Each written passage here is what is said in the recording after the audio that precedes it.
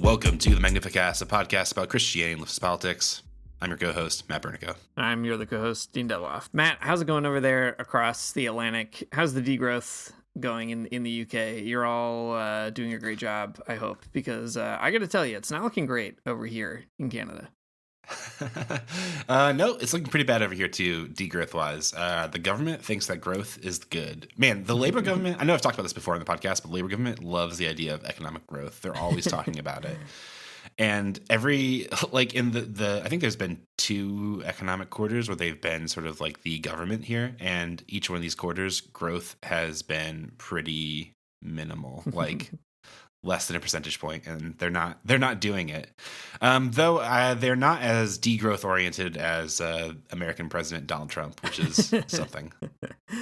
Yeah. Well, similarly here in Canada, Mark Carney, our banker in chief, he is officially the prime minister. The king came here. He gave a big speech. And the big message of the Liberals in Canada is that we're going to be an energy superpower. We are going to be the strongest economy in the G7, and we're betting it all on rapid growth. And it feels like a pretty wild time to be writing a book about degrowth. Donald Trump, as you said, has been messing around with all kinds of international trade policies, which we've talked about previously in the show, which, by the way, is not degrowth, as we said in the past, although some people think that it is. Right. Those people are wrong. Very clearly. I was joking at the beginning of this episode. Please Yes. don't take this out of context. Just a little joke. That's right. It's a joke because, man, if you read even one book about degrowth, you wouldn't think that. But people don't do that before they write about it. And that's fine. You can still get paid, I guess. And in light of that, in light of Donald Trump messing with the economy, I think it's provoked a lot of other even ostensibly progressive or liberal governments to double down on growth, to say that we really need our own growth strategies. And it's been fascinating when we started writing this book about degrowth. It was in the height of the Biden presidency, and the Democrats were talking a lot about growth, and we thought, great, we're going to make such an easy criticism of the way liberals talk about the economy. And boy, has it become more complex over time. And folks who've been tuning into the podcast for a while will know that we've been kind of working our way on the podcast through some of the chapters we're writing as a way to talk through them and see what sticks and maybe try a few things out that will or won't work in the book in the end. And we're going to do that again today, talking about a chapter that we have about some Christian tools we can use for thinking about degrowth. And the more that I look around at the incredibly bizarre world that we are constructing in real time, the more I do feel like, strangely, Christianity does have a lot of really weird and helpful stuff to contribute, but it's hard to do that in a responsible way, hard to parse that out in a responsible way. So we're going to try to do it. Matt and I wrote this chapter already. And when we wrote it, it was like 2 times too long. So we have deleted a ton of it. So Yeah. In this episode, though, you're going to get all the director's cut version of this chapter. We're going to talk through some of the stuff that didn't make it into the book, maybe focus more on that stuff. And for the other material, you can buy the book and read it yourself. But this is that great podcast exclusive content. Just as a behind the scenes sort of moment, there was a time when we did realize that this chapter was too long, and Dean took this huge section that I wrote and he made it like one paragraph, and it was the right choice, but it was a painful choice. So I'll have to say I agree with this editing. I just think I was sad to see it go. I was also very sad to see it go.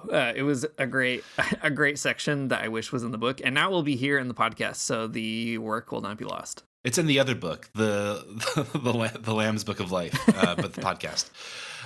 Cool, Dean. Well, let's kick it off. So this whole section is there's a conceptual framework to it, an analogy, a metaphor called Christian Tools for Conviviality. Do you want to tell us about that? Tell us about the framing. What's this all about?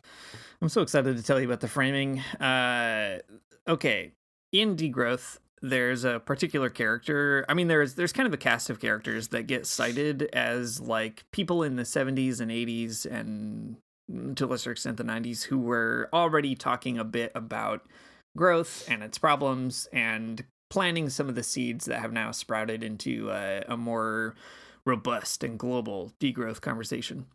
And one of those figures, is a guy named Ivan Illich, who was a Catholic priest, an extremely weird guy from Eastern Europe who moved to Latin America and was sort of liberation theology adjacent. He did a lot of stuff in Mexico in particular. Famously, he gave this extremely funny speech. We might have even talked about it years ago on the show. He gave a very funny speech to students who were coming from the US on like a solidarity trip, and he was basically like, you should go home. Very demoralizing, but a great text. Anyway, Ivan Illich is really fascinating because he's a Christian who has kind of found his way into the figures of degrowth, despite being a bizarre priest, or because he's a bizarre priest, however you want to look at it. And one of the kind of things that he talked quite a lot about was technology and what it was doing to us and the planet. And Illich had this kind of critique of technical society that I think was pretty strident, but also a bit more nuanced than people like Jacques Ellul, the French anarchist, or Paul Virilio, the other French anarchist. Illich was not quite an anarchist, which is very interesting, but he was very critical of kind of technical reason and what it was doing. So he wrote this book called Tools for Conviviality. And conviviality is a word that he uses that, I mean, if you kind of break it down etymologically, means like with life.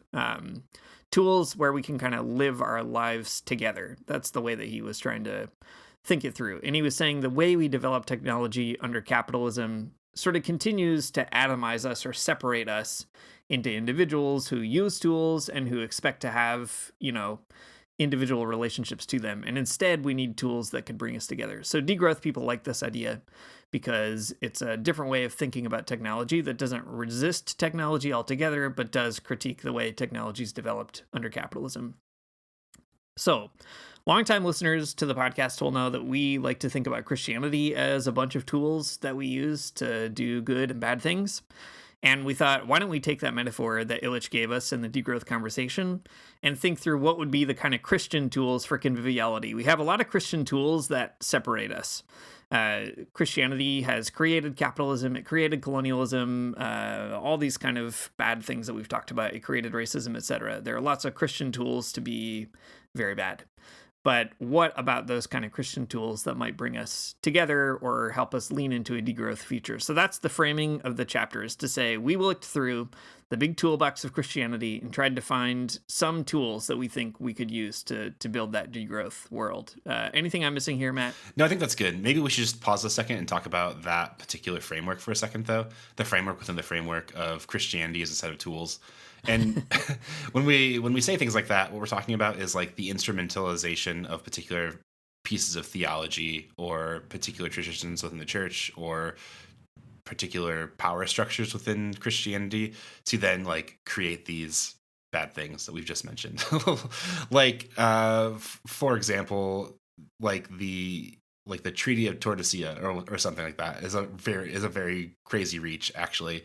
But basically, it's like a moment within Catholicism where the Catholic Church was like, we have the authority to split the world up amongst the Spanish and Portuguese and like hand over Latin America and North America to these European countries respectively or something, right? Like that is a particular Christian tool of colonization that is bad. That's kind of what we're talking about. There exists these things within Christianity that people have used for better and for worse to do something in the world, to shape it in one way or the other.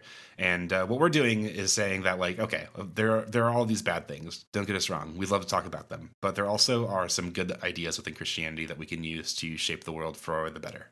Right. And the key maybe is to say we're not looking for, like, a way of excusing Christianity from all its bad stuff. I mean, we talked about this on every episode of the podcast we've ever done, but instead we're trying to say that Christianity is kind of a site of struggle, that there's all these contradictions inside of it, and we want it to be a liberating Christianity. That's what we think Jesus was trying to do, and, with some success and some setbacks, major setbacks, to put it lightly. And so we want to kind of find these ways of looking for those tools of liberation and contributing to push the contradictions forward in a certain direction. Yeah, cool. So we have this toolbox. So Dean, I'm creaking open the toolbox. What's in it? What am I finding? I'm rifling through it. What's in here? Whoa, be careful. There's some rusty nails in there for sure.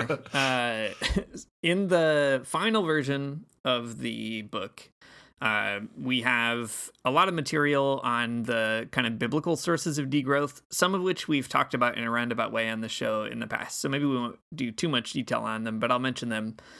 One of the tools, for example, is the idea of Jubilee, this kind of biblical cancellation of debt, the return of lands, etc. These are kind of mechanisms in the Bible that either stunt growth, economic growth in a specific way, or even roll it back in certain cases. Or we might talk about the parable of the talents, which we talked about a long time ago, looking at the book Parables of Subversive Speech. The parable of the talents being one that people often cite as a good capitalist parable, right? They grow the wealth of the king, except for one guy who didn't do it. He buried his wealth in the sand, and he gets kicked out into hell. And we're here to tell you that actually the king is very bad in that story, and it's a degrowth parable. The guy who buried his stuff in the sand, he's the hero. And the last biblical piece is on the biblical communism in the book of Acts, to say that to sell all your possessions and live together and share those things according to needs is a pretty bad strategy for economic growth. You wouldn't do that if you wanted to grow your capitalist economy. So in the book, there's lots of details about those kind of biblical pieces.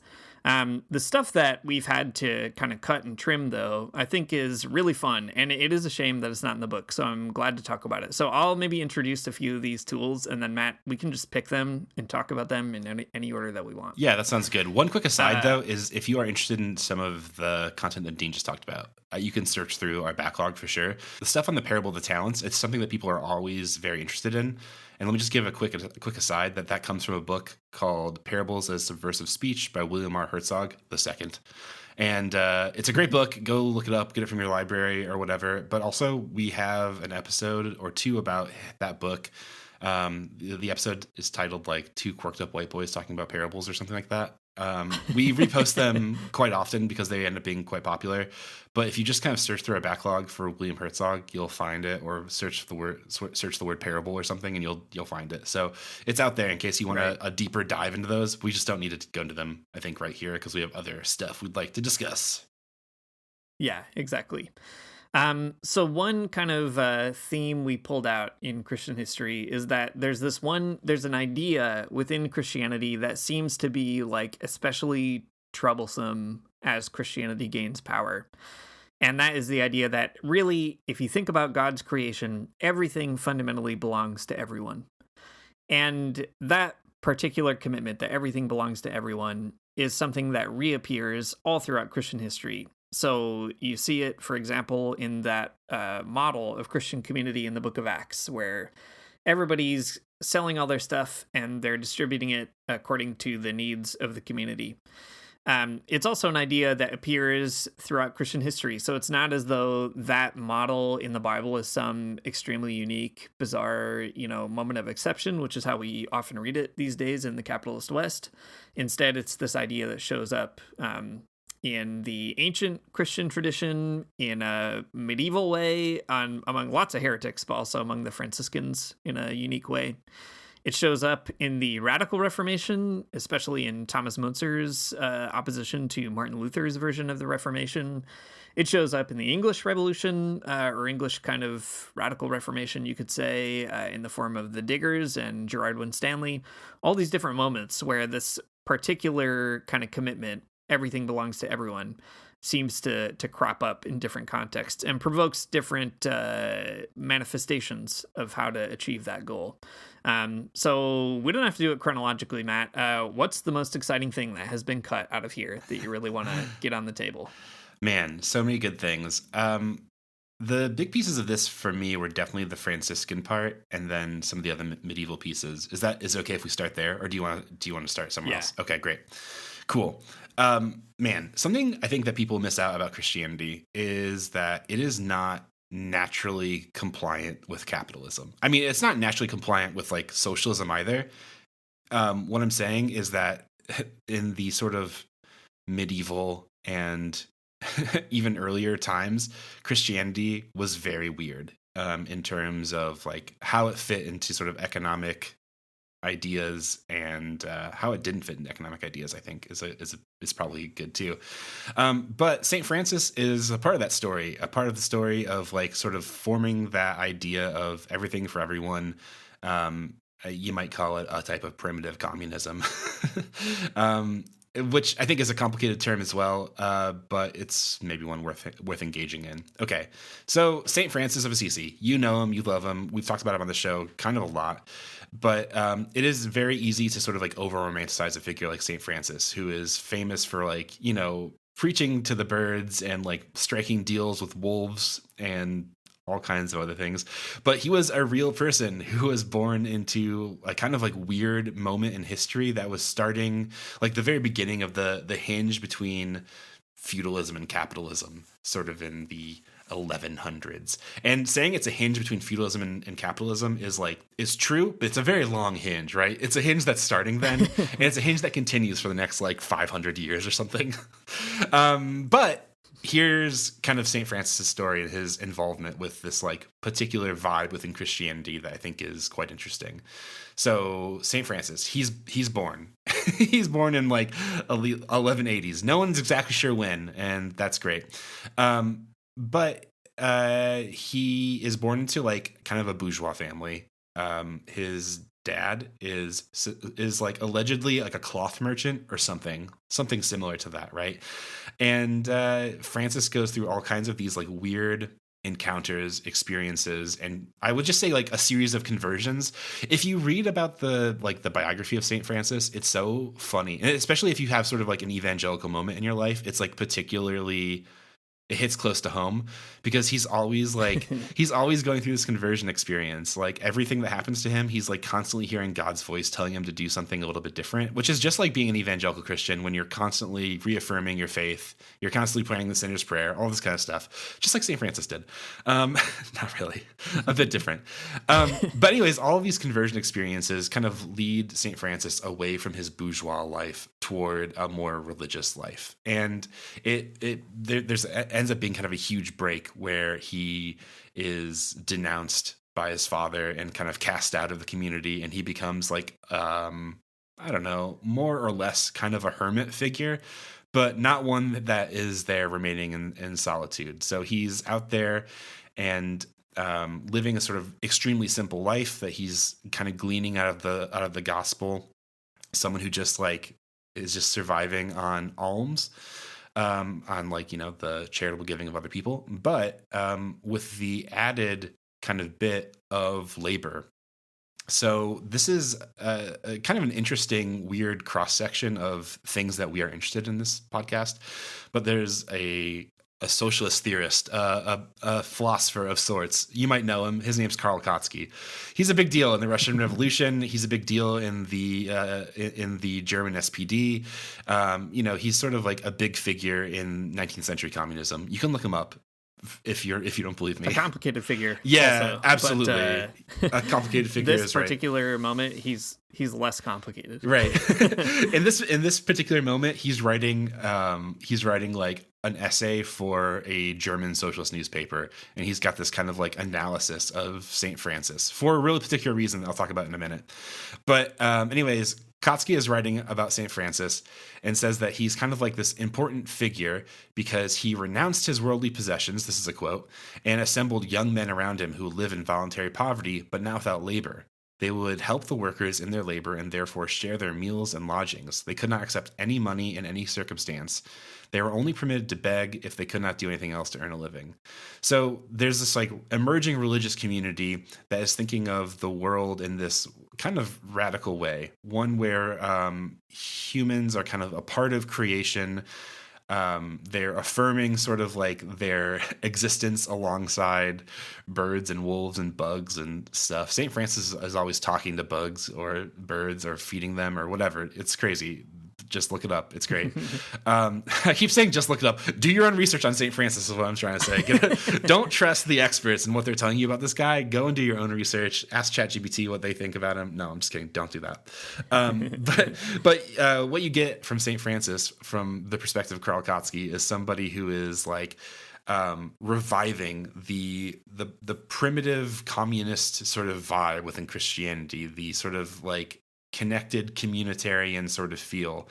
And that is a really interesting vibe that someone who is not a Christian, who's kind of anti-Christian in a lot of ways, Karl Kautsky, finds within Christianity. But, he's like going back and kind of trying to look at like, how did they get to the moment where they are, in the 1900s, and sort of like this like early, in the early socialist movement, or the sort of early modern socialist movement, I guess, how they get to where they are.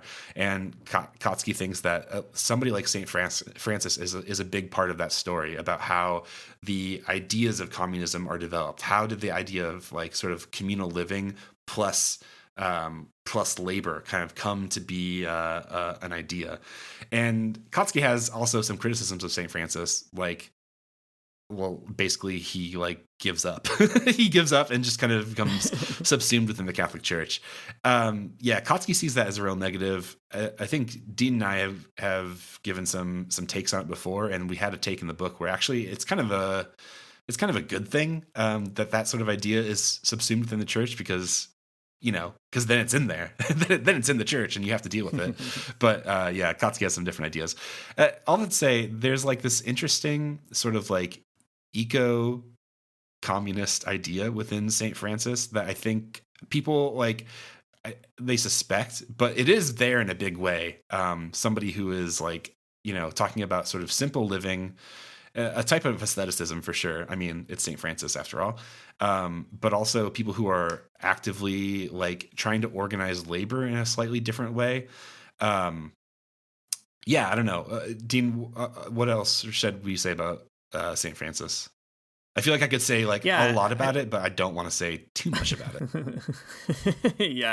Another thing where we have done a full episode on St. Francis, and you can listen to that if you want. But I think one thing that Kautsky points out that's really fascinating is that what St. Francis does, even when he kind of gets absorbed into the church, he doesn't retreat into the monastery and, kind of repeat like the kind of, I guess, early Christian form of just kind of sharing your stuff and withdrawing from society. But he does the opposite. He's encouraging people to go out into society with that commitment. And the establishment of third order Franciscans, which are secular Franciscans, so lay people who are not priests, but, might be married or have families or just be in the workforce or whatever. That kind of commitment of Francis to say lay people too could be part of this vision. It's not just restricted to clergy or religious, is a unique kind of discovery that communism in the Franciscan sense could find its own way into the working world. So for Kautsky, not only does St. Francis discover the value of work, which the biblical Christian community, they're selling all their stuff, but they're not collectivizing production. So Francis discovers that in his own way. Not only does he do that, though, he also expands that into an affirmation of a kind of early workers movement. That's how Kautsky reads the lay Franciscans, as a kind of early capitalist or early kind of lay socialist movement within the opening salvos of capitalism, which is like probably putting it too strongly, but also extremely fun. And I don't know, we should put it strongly because it is so fun to do it. Totally. One quick aside about that Kautsky piece that I think is actually very interesting. There is some subtext within it that I think you would miss unless you were like really knew what you were looking for. But at the end there, the subtext is that like, and this is why socialists shouldn't join sort of like bourgeois organizations, is basically kind of where he concludes that. There's the subtext is all kind of expressed through these like subtle remarks. Maybe they're not so subtle if you know anything about like French politics or whatever, but they are remarks about sort of like French politicians who you wouldn't know unless you were kind of deep in the paint. But so anyways, Kautsky, his overall sort of thing is an interest in what St. Francis was doing, but also sort of like a warning to socialists. But I think I don't know. Like we said, there's there's some room for conversation there. Dean, what other tools are in the toolbox? Right. Okay. So if St. Francis is giving us a particular way of thinking through this one tool, that everything is for everyone, and we should deploy that in our arguments for building a degrowth society. Another one comes to us from a more ancient kind of source, the early church in particular. And this kind of notion that everything's for everyone appears in preaching pretty early on in early Christianity, but it shows up in some really clever and I think kind of unexpected ways. People who are really familiar with the church fathers or early Christianity will not find this very surprising, but I think most of us don't have the time to do that, to get familiar with that. And this is also something I'm really disappointed is not represented more strongly in the book, but is really fun to read through. So we went through a couple of sermons by two important church fathers in the 300s, pretty early on, but as Christianity is consolidating itself as an empire. So these are Christians preaching as Christianity is getting a little more comfortable. So the two we wanted to focus on were St. John Chrysostom, who was a really interesting character, wrote a ton of stuff, was really known for his criticisms of the wealthy, and St. Basil the Great, who, among many interesting sermons and so on, is also praised by Rosa Luxemburg even in a really interesting essay on Christianity and socialism. In any case, what they bring out, I think, are really useful for us to kind of recall in this moment of capitalism, despite the fact that they're writing in a very pre-capitalist situation. So, in a great sermon by John Chrysostom, he has this kind of funny observation. He's talking about the community in Acts, and he makes this observation that when families become more separate, then resources have to be stretched further. But when people come together, those resources are easier to share. So he makes this kind of argument that, like, if each family member in a family lived in different houses, you'd need separate rooms, you'd have to have separate meals, you'd have to, like, multiply all your resources. And he says division always makes diminution. Concord and agreement make increase. And it's such a funny kind of degrowth principle in a lot of respects, right?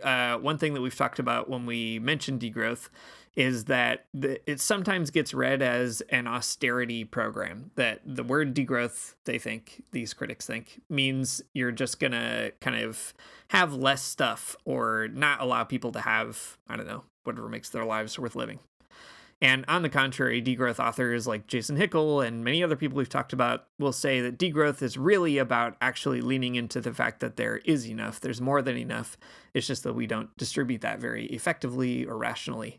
And you see that here in Chrysostom's observation already in the 4th century, that when we divide ourselves up, resources end up feeling more scarce than in fact they really are. And if we were to build a more cooperative infrastructure, we would find that there is actually an increase of resources. He goes on to kind of have this really funny political program where he suggests turning the whole city into a monastery, which is essentially like building a commune, which I think is awesome. But anyway, I won't go into that. A great sort of early Chrysostom moment. By the time we get to Basil the Great, who's a contemporary of Chrysostom, we see an even more structural analysis of a critique of the wealthy. He's talking about how, let's say that God grants some people wealth. It just kind of comes to you. If that's the case, Basil says, then what are rich people expected to do with that wealth other than give it away? That's like your one job. If you have money, is to get rid of it. And he says, but you, stuffing everything into the bottomless pockets of your greed, assume that you wrong no one. Yet how many do you in fact dispossess? And he goes on to say, who are the robbers? Those who take for themselves what rightfully belongs to everyone. And you, are you not greedy? Are you not a robber? And finally, one quote that we'll pull out here, he says, do not enhance your own worth by trafficking in the needs of others. Do not wait for a dearth of grain to open your granary. Do not wait for a famine in order to acquire gold. Do not make common need a means of private gain.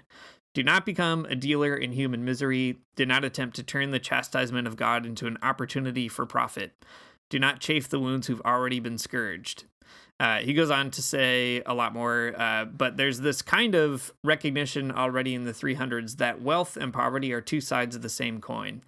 people are rich because they're dispossessing others.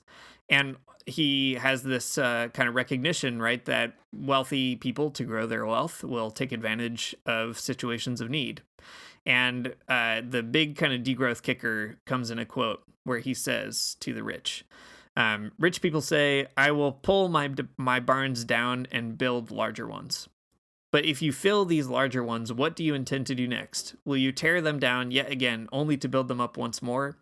What could be more ridiculous than this incessant toil, laboring to build and then laboring to tear down again? If you want storehouses, you have them in the stomachs of the poor.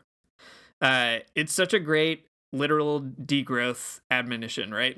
That Basil is like, you guys keep building bigger and bigger barns, and for what? Just for the sake of accumulation, when in fact we could be distributing these things more rationally. And I think that is a kind of important piece of early Christianity that we have failed to take into capitalism for sure, but also just into our more critical theologies, that already in early Christianity, there's a kind of observation that the sort of habits that will eventually give way to capitalism are already like on the radar of Christians trying to think through how to be a Christian person in ancient Rome, for example. So yeah, two great guys, John Chrysostom and Basil the Great. Two great guys. We love these guys. A really interesting connection with degrowth stuff too is that particular dynamic between, abundance and poverty being two sides of the same coin. This is actually like an economic paradox that Jason Hickel pulls out in, I guess, Less is More. It's hard to remember all these books right now. I think it's in that book, though. But the paradox is called the Lauderdale Paradox, which is like an 1800s sort of like, just economic observation that basically says that like the more private wealth that there is, like, the more that the GDP of private organizations and companies go up, the less there is, like the less public wealth there is, right? So the Yosemite National Park, brought to you by Microsoft or whatever, is at the detriment to the Yosemite National Park for people. So the more private education, the less public education. The more private healthcare, the less public healthcare, that kind of thing. Anyways, a great observation. When people say learn basic economics, that's what I'm talking about. That's the basic economics I've learned, is the stuff from Basil the Great. That's right. I mean, he's the great, so it's great. He's confirmed historically great. Can't argue with it. Cool. Something else we talked about in this book that is not going to make it into the book is the Radical Reformation. Everyone's favorite German guy. I guess maybe not German explicitly. It was before Germany existed, but that is Thomas Müntzer. So little is known about this guy. It is wild. I recently read Andrew Drummond's book, The Dreadful History and Judgment of God and Thomas Müntzer. A great book, by the way. But it is wild because it's this giant, chunky-ass book, and it's like a biography of Thomas Müntzer, but like almost nothing. Like no biographical facts are known about him. Nobody knows like when he was born, really. It's just like, I don't know. If you're like a German peasant who has like no money, I guess like no one's going to really pay attention to you or know anything about you, which is sad and sucks. But anyways, the book is great. Andrew Drummond does an incredible job kind of piecing it all together for us. Definitely worth the read. But he has a lot of like a sort of like weird leftist Christian saintly figure. I think people know about Thomas Müntzer for his role within the Radical Reformation, but also his role within the German Peasants' War. And that is all very cool stuff. Maybe we'll talk about some of it here in a minute. But I guess the part about Thomas Müntzer I think is really interesting is some of his theology. I mean, it's extremely weird. His theology is very weird. He is like a really big apocalyptic type of thinker. And he thinks that the world's going to end pretty soon in 1514. He thought it was all over. And if only it was, we wouldn't be in the position that we are in now. If the world was over in 1514, wouldn't that have been cool? But anyways, 1514 is kind of when he became a Catholic priest. And then like 3 years later, he became not a Catholic priest. He got really into the Reformation. He, was a publisher of extremely spicy religious tracts, most of which don't exist today. Only a few of them kind of exist in fragments, mostly because they were all burned or destroyed because of how like subversive they were, which is great. The best kind of person you can be. His theology, though, is super interesting for a lot of reasons. So, like I said, he's apocalyptic, and he's always kind of writing about the end of the world, when Jesus comes back, all of this kind of stuff, a new age, heaven and earth coming together. But what is really interesting for Müntzer is that the apocalypticism that he's expressing is not like, okay, so just like hang out and let it all happen. Müntzer thinks that to be a Christian sort of in the apocalyptic age means to be like helping God do the work of apocalypse, which is scary. So like in Marx you get the proletariat, or in Heart and Negri you get the multitude, but for Müntzer you have the elect. These are the people who are like chosen by God and who are in contact with God. And I'll say more about who the elect are in just a minute, but they're supposed to kind of like join in with the work of God and help along the end of the world, help along the apocalypse. And I mean, you can see exactly how that might work out in something called the German Peasants' War, like exactly where Müntzer is going to sit in that. But basically, he was like a great organizer of people. He got people to show up and form some rather militant groups of people to pillage castles and whatnot. Very interesting. But the elect for Müntzer is really interesting too. So, okay. The elect is a very loaded term within Reformed theology and sort of Lutheranism, and I don't even pretend to sort of have a great grasp on exactly all the nuances of that. But the elect for Müntzer is something that is like kind of distinct and unique from maybe the usual idea. I mean, the usual idea is that like there are some people who are predetermined that they're like sort of God's chosen people, and those people are going to heaven, and there's nothing you can really do about it. But for Müntzer, it's a little bit different. So the elect are those who are chosen by God and who are in contact with God, and that means that they have sort of a direct line. They're on the phone with him all the time, and you don't need like a priest who speaks Latin to tell you what it is that God thinks you should be doing. There's sort of like an emphasis on divine revelation. That's what you get with somebody like Müntzer. And something that's really interesting that Andrew Drummond points out about Müntzer is that you don't have to sort of like be a believer in a specific creed or set of doctrines to be a Christian. And interestingly enough, like Drummond says that Müntzer thought that you could be a Muslim, you could be a Jew and still sort of be amongst the elect, which is, I mean, very interesting. But you kind of get the vibe with somebody like Müntzer, where it's like not really about the contours of doctrine, but that you have sort of this direct connection with God or something. Very interesting. All of that to say that Müntzer became like the figurehead of the Radical Reformation, the people who were all for reforming the church, but who are not on the Luther side of things. Luther was very much a person who was like, yeah, let's reform the church, but we also have to have sort of like this like strong state behind it, and no one should say anything too mean about the princes.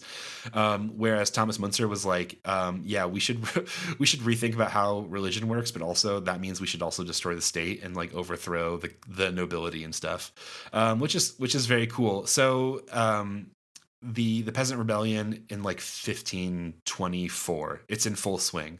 Thomas Müntzer is like the figurehead, the religious figurehead of this whole thing. He is out there organizing militias, and he's like sending them on raids of local castles. And this sort of like the first sort of like military part of it all went really well, because the princes and the sort of like nobility of the other castles are all out doing other stuff, so they're like really easy picking. But later on things did fall apart when Thomas Müntzer was eventually captured, tortured, and murdered. And there's a lot to say about that. Probably too much for me to say right now, but the most like famous thing that people will say about Thomas Müntzer is that he held that all things should be in common. And that's an interesting phrase that's associated with Müntzer, because it comes out of his confession under torture, which is, I don't know, weird. I guess I hadn't really ever considered that before I read this book, or maybe I did and I didn't think that much about it. I don't know. All things in common. It always just seems like a cool, like, oh, he's like one of those cool radical Christian kind of communist guys, but that is probably something he did not really say. In fact, anything that anyone says under torture is inadmissible. It's probably fake. It's probably made up. You can't trust anyone to say something under torture. But Andrew Drummond says that, like, it was an important thing for them to add into his the report under torture, because like that would be enough to like really get him, to like really damn him, to show everyone how awful this guy is. So it's probably the case that he didn't actually say omnia sunt communia, all things in common, but I mean, he might as well have in real life, as I guess is my feeling. He didn't say everything in common, but he did say like basically everything else. So here is this is from Andrew Drummond. This is a translation that he did from Thomas Müntzer. This is like one of the tracts that he had published that didn't get, I guess, completely destroyed. And you can kind of take Müntzer's politics in his own words. You don't have to trust like anyone else giving them to you. So Müntzer writes in an exceedingly long tract, "Look, the origin of usury, theft, robbery lies with our lords and princes, who treat all creatures as their possession. The fish in the water, the birds in the air, the plants on the earth, everything must be theirs." He goes on to say that the lords themselves make the poor man their enemy. They cannot remove the cause of rebellion, so how can it turn out well in the long run? This is what I say, and if that makes me a rebel, so be it. Some great Thomas Müntzer stuff. But I think the thing that we can kind of take from Thomas Müntzer, if if Thomas Müntzer is in our big toolbox, I think the idea to take from him is that he is an organizer of people. And it's not just about radical theology. It's not just about like, I don't know, getting sort of like theological doctrine right so that then people can revolt or rebel or something. Müntzer is sort of like recognizing a systemic type of politics early on, and he just calls those people the elect, basically, people who have who he thinks that God is going to sort of use to reveal God's will in the world and usher in the apocalypse. And Muntzer's like, he takes that very seriously, and that's why he organizes militias, sort of this from theory to practice very quickly with like basically no bullshit in between. But yeah, I don't know, very interesting. So Muntzer's not just like, I guess, a radical theology guy, but he is an organizing guy. He's a guy who got stuff done and got people to show up, and I think that is a pretty cool idea. Yeah, I mean, I think even something that really sticks out to me in the degrowth conversation with Müntzer for Christians is, first of all, that piece you were just saying, that there's this, like, I don't know, Christians sometimes twist themselves into knots being like, how do we work with people who aren't Christians? Or like, does our Christianity offer anything really unique? Or, all kind of variations of the same fundamental concern, which is basically like, what is distinct about Christianity and how do we work with other people? And I like that Müntzer is basically like, just don't ask that question. Like, whoever's doing what's good, like, they're fine. Like, they're elect. God is fine with them. They can be Muslim. They can be Christian. They can be something else. They're doing okay. I think that is a really good sort of like, 500-year-old idea that maybe we should just keep on thinking about. Yeah. And there's just a lot there, I guess, and kind of combining that too with this idea that creation has been privatized or commodified. It just speaks to the like recurring notion within Christianity that everything is for everybody. You shouldn't cut it up and put some stuff in some people's pockets and not others. Right. And so the elect are people who are in contact with God, who are doing the work of God, and the people who are like the enemies, right? The not elect, if you will. They are the people who are obscuring God's will in the world. So people who say things are not for everybody, that's when you're in trouble. So yeah, I think that makes sense. Yeah, very fun. All right, so rounding out the conversation here, Matt, you also did a lot of really good work on Gerard Winstanley, which I was sad to see go, along with these other materials. We only have about 15 minutes left, so maybe you can give us the the abridged version, Cliff Notes version. Yeah, the extremely Cliff Notes version are that. So in the late 1600s, the British Isles, you know, and we love them. They were in complete chaos. They were like, okay, I think this is exactly right, but if I get it a little bit wrong, please forgive me. There were like 2 English civil wars. Scotland invaded England from the north, and then King Charles I, who is I guess the original namesake for the current king, was executed. And there was, for a very, very, very short period, an English republic led by Oliver Cromwell, who is not great, as you might remember from the episode we did about Ireland. Anyways, all that to say, there's like all of this like kind of tumult in Britain, in the British Isles. I keep saying British Isles because not only is it Great Britain, but it's also in Ireland. And while all that's happening, like the sort of like bourgeoisie of British society decided that it would be a great time to introduce some new economic ideas that would utterly change the way that British society works, and that is the enclosures. So prior to this, like the enclosure of common land by private landlords is something that has been around like a long time, but this is a moment where, like, I don't know, a bunch more of enclosing happened. And when we're talking about the enclosure of like the private enclosure of public land, what we're talking about is like wastelands, bits of land that previously English peasants would have planted crops on for their own subsistence. So this is not like just like pristine woodland forests or something. What we're talking about is like little bits of land of like a lord's estate that people were using to just get by or to graze their sheep on or whatever. So that sucks. That changes everyone's life. It forced a bunch of peasants off the land so that they could barely survive, so they'd have to move to cities, so that they would have to, you know, they were dispossessed in all of these different kinds of ways. And that wasn't great. People did not like that. One of the people that didn't like it is a guy named Gerard Winstanley. Gerard Winstanley himself was not a peasant, which is interesting, but he had sort of a common cause with them. Winstanley ended up kind of writing a lot of tracts, a lot of sort of philosophical takes on this, alongside a bunch of other groups who were very active in this time. But Gerard Winstanley is the one that we care about at this very moment. He sort of using this like Christian framework, he wrote these tracts explaining that the earth is a common treasury. That's the kind of phrase that he uses, that like you can't really just say this belongs to me or this belongs to this lord or whatever. It's all a common treasury, and that no one can say like it belongs to them. So he's a person who is using sort of like a Christian theological framework to express why every bit of property should be held in common. And the political program here, though, is I think far more subdued, which is to dig up the ground of the wastelands and then plant things on it. So the digging up of these wastes and planting on it, that's why Gerard Winstanley's group is called the Diggers. In his sort of like theological and political theology kind of frame of thinking, though, he is really interesting because he recognizes like primitive accumulation far before Marx. Like, again, this guy is writing like in the 1600s, and you know, within sort of some of his political writing, he is trying to explain like where the idea of private property comes from in the very first place.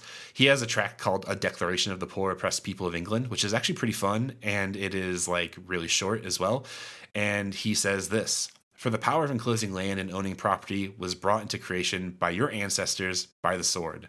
So specifically, like, that's his theory, that private property exists because some people have swords and they killed other people. And in fact, not only that, but like, it is the whole idea of buying and selling that makes poverty, that makes some people lords and some people beggars and some people rulers and some people the ruled. So there's like this like really a pretty robust and pretty radical social theory that you get from somebody like Gerard Winstanley that I think is pretty cool.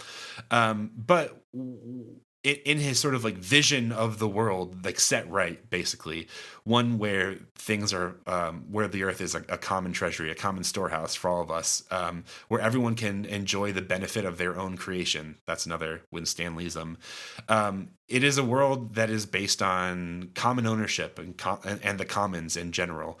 This is another idea that is extremely big in sort of like the degrowth framework. Jason Hickel, again, another person we've talked about in this episode, episode quite a few times. He has a lot to say about the idea of the commons, about the idea of common ownership, or sometimes he talks about usership, which is a bit different. But anyways, in the end, the diggers were killed. Sorry, they're driven away. There's no good end to that story. The good end of the story is that, like, you know, we get sort of like the theological and political tradition of Gerard Winstanley, and you know, we can think about private property in this sort of different way, and, you know, knit it into our own understanding of the world. But yeah, another kind of cool piece of the puzzle of the everything for everyone sort of vibe within Christianity. Yeah, man, there's so much more to say. We also obviously end up talking about liberation theology in here, and talk through how to kind of use the Christian tools for conviviality, these kinds of ideas, commitments, pieces of rhetoric, strategies that come through Christianity over time that subvert or oppose economic growth. And the chapter, as you can guess, was very big. And talking it all through now is so dangerous, because I'm like, man, this is really good, and we should just keep it in there. But we probably super can't.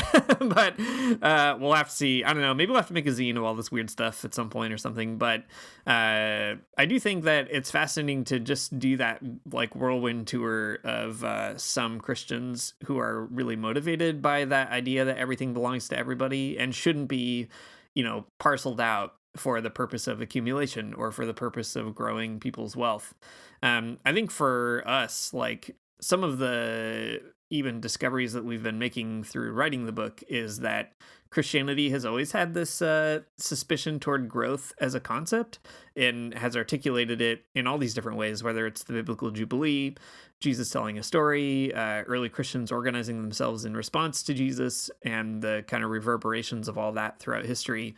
And, you know, it's not the case that these are only like medieval or early modern kind of discoveries either. Like, so many other figures we've talked about on the show in the past could kind of earn a spot in here. You know, people like Benjamin Lay, the radical abolitionist who we've done an episode on, who had this kind of really fascinating structural critique of the racist and violent nature of sugar production and slavery, all these kinds of like different moments where Christians were reacting against the Christian drive to betray that early Christian impulse of sharing everything for everyone.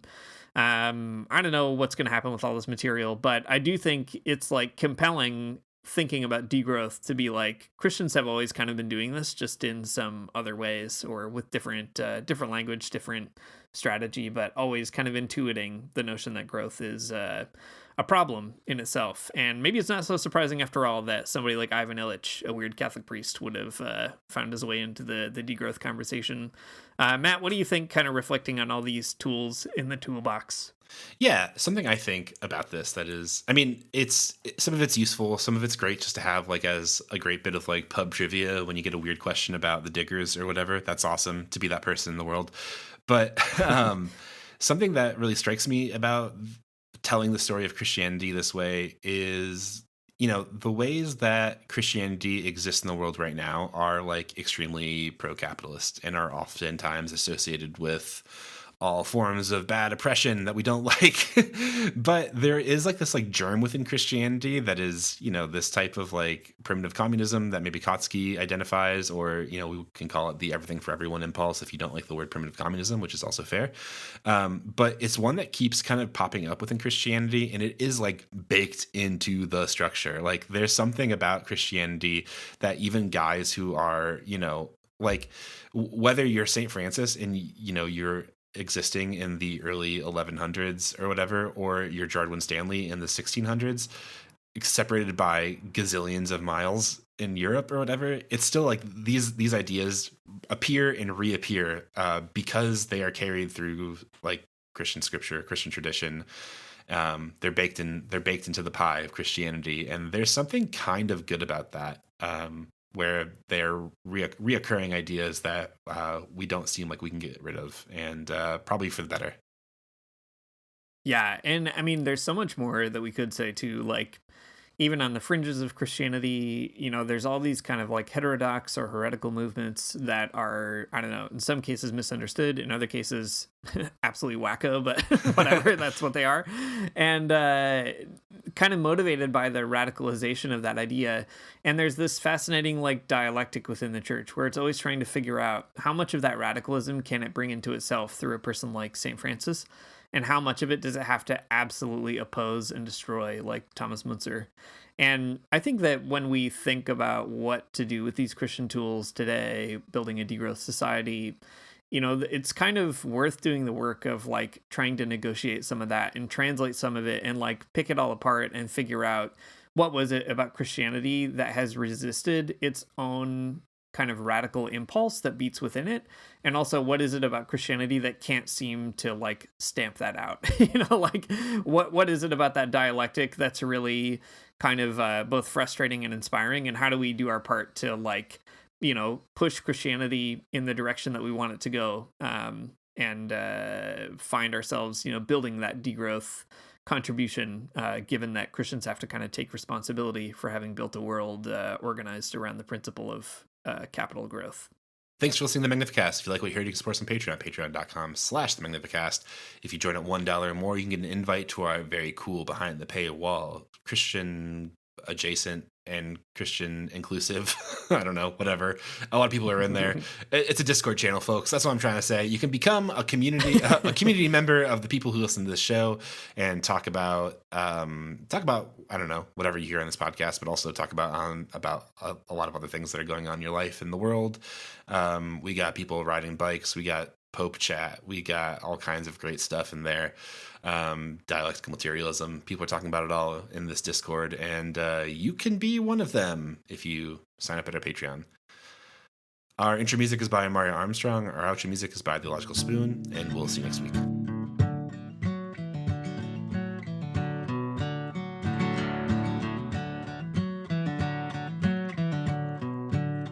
I don't wanna get up for church in the morning, souls alive.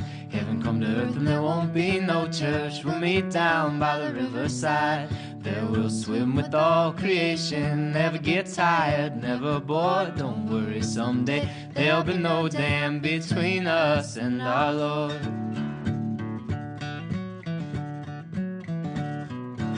Jackson, keep your hoods up. Keep your hoods up and you stay up late. In Jackson, you keep your hoods up. Well, you keep your hoods up and you stay up late. Oh, don't mind a cold night, but we might mind if you leave too soon. So come on now, it's still early. Beside what else are you gonna do? As we kissed in the alley by the Michigan Theater, fall snow was glowing in the lights of the downtown. Saw a spark in your eyes, I just spoke it. Said we're gonna turn this whole place upside down. Then you said, my dear, do you really mean this? I said, I only know what I feel right now. I said, poet,